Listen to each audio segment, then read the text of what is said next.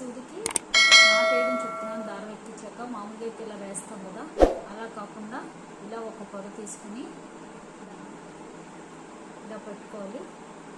పెట్టుకుని దీనికి ఒక 2-3 సార్లు తిప్పి ఇలా కిందకి లాగేయాలి. అంతే, నాటు పెట్టు. చూసారు కదా, ఇలా నాటేసేసుకోండి. ఒకసారి చెప్తాను అండి. ఇలాగా సూదిలో దారం ఎక్కించాక నాటేయడం చెప్తున్నాను. నాటు మామూలుగా అయితే అందరూ ఇలా కిందకి ఇలా నాటేసేసుకుంటాం కదా 2 కలిపి.